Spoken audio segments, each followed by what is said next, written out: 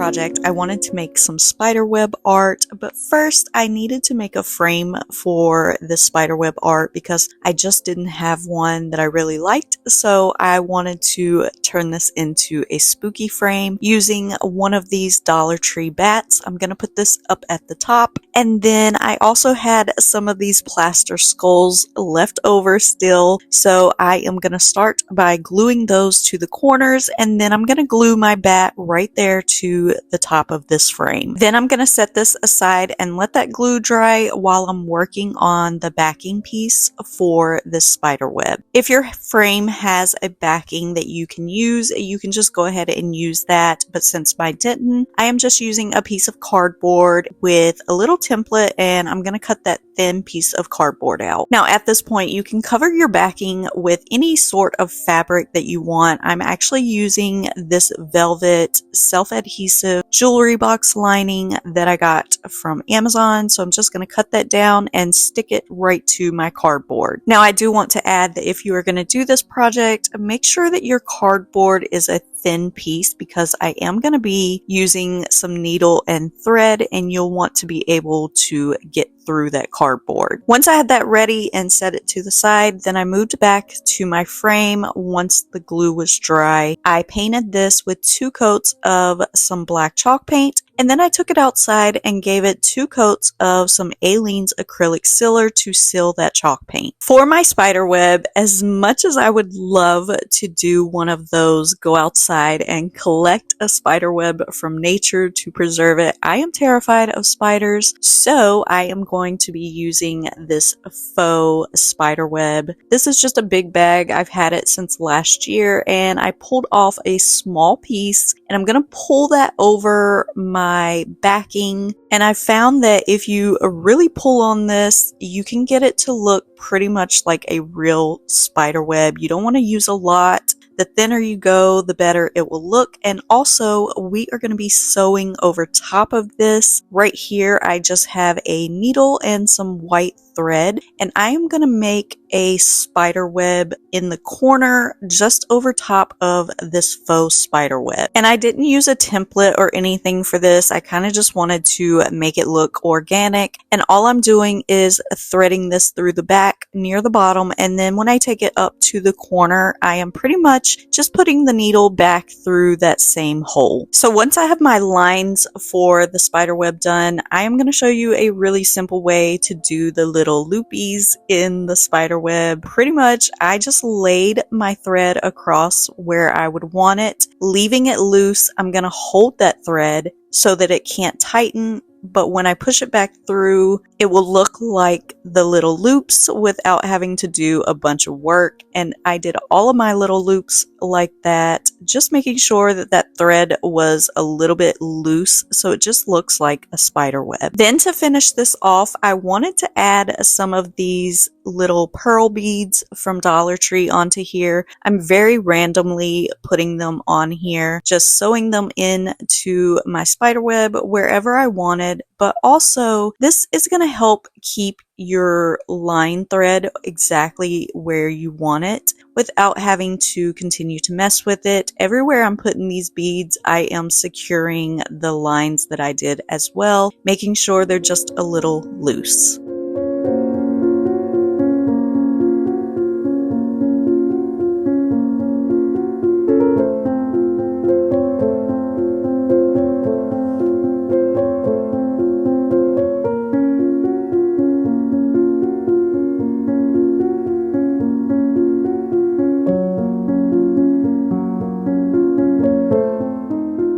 For this project, we're going to be making a skeleton, skull, sconce, or either wall vase, whatever you want to use it for. And for this project, I'm just using a Dollar Tree skull, which I've already cut in half. You just want to make sure that the backside of the front of the skull is large enough to fit totally against your background. And for that background, I am using a Dollar Tree wood plaque. And at the top of this skull, I did a zigzag pattern up top there just so it wouldn't look so straight across. And then I also decided to cut out the eyes and the little nose part very carefully. Don't cut yourself doing it. But once I had everything cut and the eyes cut out, the nose cut out, then I went back in with some masking tape and I taped up all of the areas that I had cut. And this is just going to give it a more finished look, so you won't be able to see where I cut the plastic, but you won't be able to see the masking tape either because we are going to decoupage over this with some tissue paper. This is just some Dollar Tree white tissue paper, and I'm using some Mod Podge going over the skull, and then I'm going to add that tissue paper. It's really thin, definitely gets wrinkled, but that's okay because that's what you want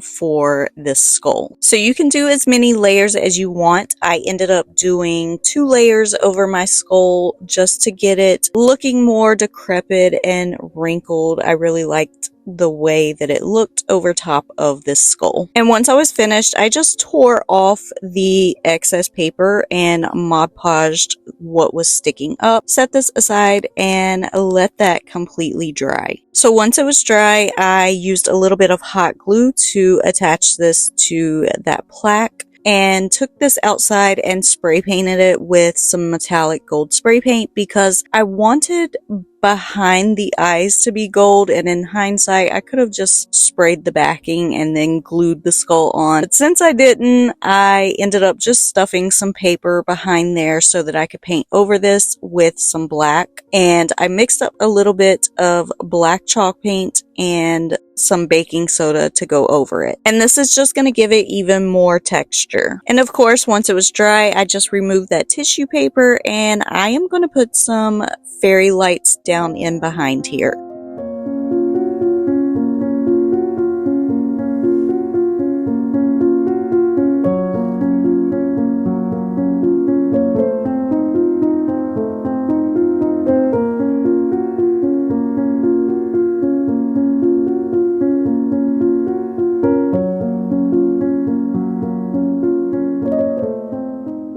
I'm just going to be using this really rustic piece of wood. This actually came from a sign that I got from the thrift store, and I used the other side to make a book holder in a previous video, but I'm going to be using this piece to make an Asylum sign. So I ended up making this graphic in Canva and then just used my inkjet printer to print it off. And to transfer this sign over to the wood, I'm just going to be using some carbon paper that I got from Amazon. So I'll just situate the carbon paper first, put my sign on top, and then tape both of these down to the wood piece so they're not moving around. Then I'm just going to use the little pressure tool that comes with the carbon paper, and I'm going to go over my entire sign. Once I've finished, then this will leave an imprint on the wood so that I can go over it with my black paint marker. I'm just going to do the outline with my marker because I don't want to waste my paint markers, and also I actually just find it easier to use smaller paint brushes and some black paint to go over this sign. But of course, if you prefer, you can fill this all in with a paint marker. To finish this sign off, I'm just going to be using this Spiderweb stamp, and I'm going to just be doing the corners. So I'm not pressing this down into the ink totally, just doing the edges of this stamp.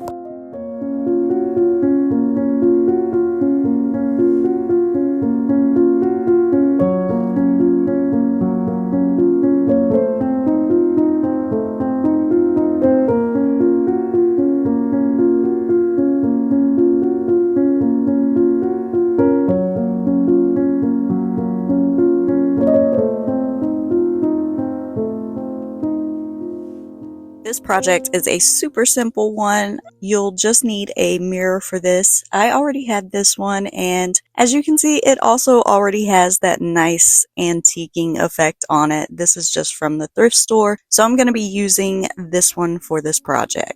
So the first thing you'll need for this project is a piece of parchment paper. The first thing I'm doing is just laying that parchment paper over my mirror and tracing around how big the mirror is going to be. And then on this parchment paper, I'm going to take my pencil and just roughly draw out a spider web. And this is just for a template because once I finish drawing it out, I'm going to use my hot glue to go over the spider web. Now, I will say that I suggest using cheaper hot glue for this. You don't want to use your good hot glue. The cheaper the better, because it's not going to stick as much to the parchment paper. So once I had the entire spider web done with the hot glue, I let that completely dry down, and then it was very simple to just carefully peel this up from the parchment paper, and then you can just put this onto your mirror. It should stick perfectly. If not, you can add a little dab of hot glue.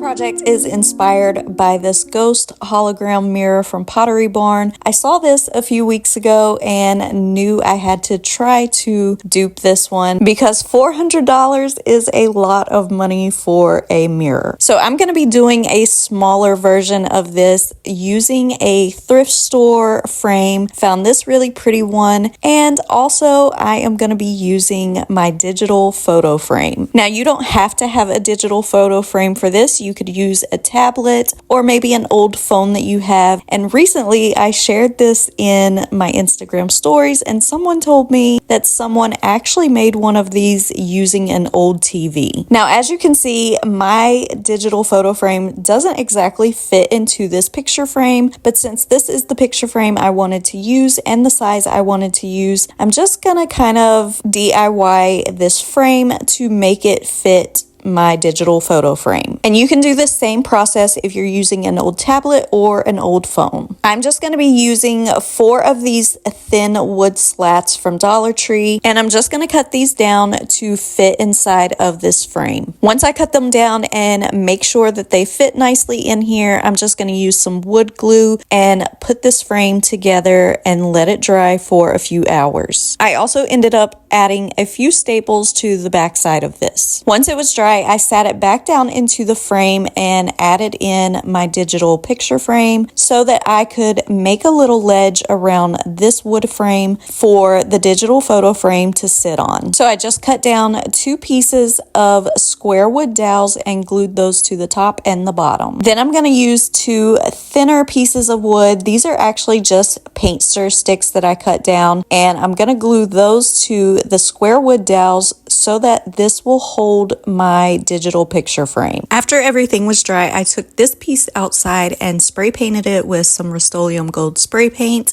I also sprayed these wood appliques that I'm going to add to the picture frame. And I'm just using some wood glue to set these down in the picture frame to give it a little more pretty detail. Then to make everything nice and cohesive, I am using some European Gold Rub and Buff, going over the frame, the appliques, and the little wood insert that I made. To make the actual mirror, I am going to be using this magnetic mirrored screen protector that I had for my iPad. I had this one from a few years ago from Best Buy, but you can just use the mirrored window film for this if you wanted to, or a 2-way mirror sheet. This one is kind of made out of a silicone material, so I was able to just cut this one down a little bit to fit my digital picture frame. But instead of applying this to the front of my digital picture frame, I am going to staple this to the back of the wood frame that I made. And my digital picture frame has Wi-Fi, so all I had to do was look up a ghost hologram on YouTube and then play it on this screen.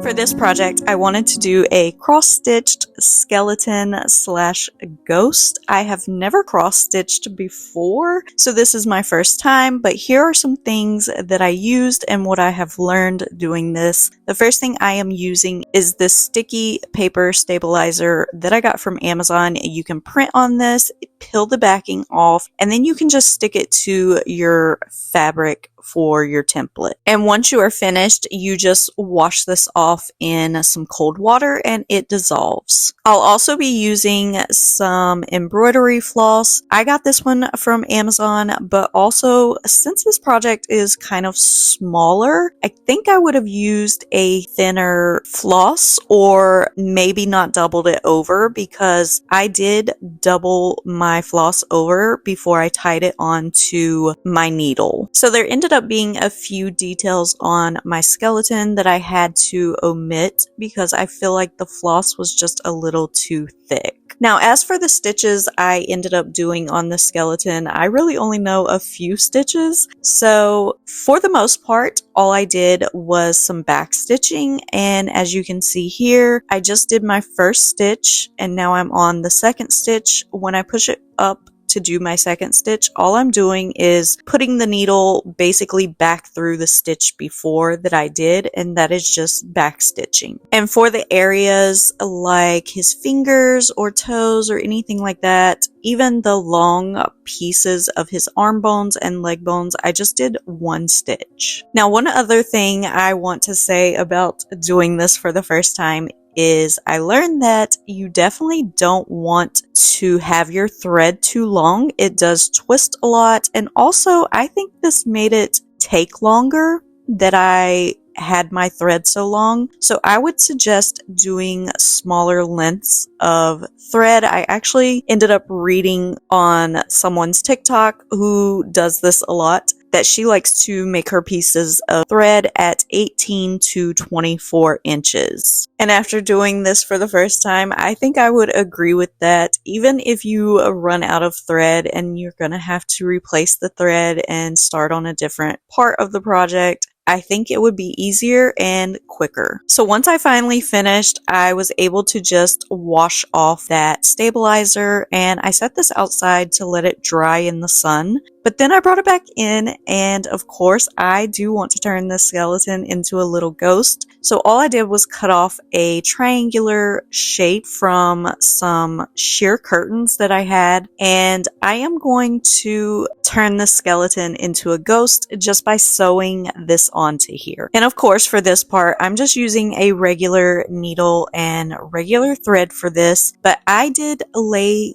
the sheer piece of the curtain onto the skeleton, and I'm actually going to shape it as I am sewing this, and I found that that makes it so much easier. Also, by doing it this way, you can trim off some of the extra fabric in between sewing if you needed to. Now, once I was finished, I wanted to add this to this pretty little gold frame that I have, so I am going to use the backing that was already in this frame, and I'm just using some PVA glue, which is basically just Elmer's school glue, and I am going to attach my embroidery to that backing.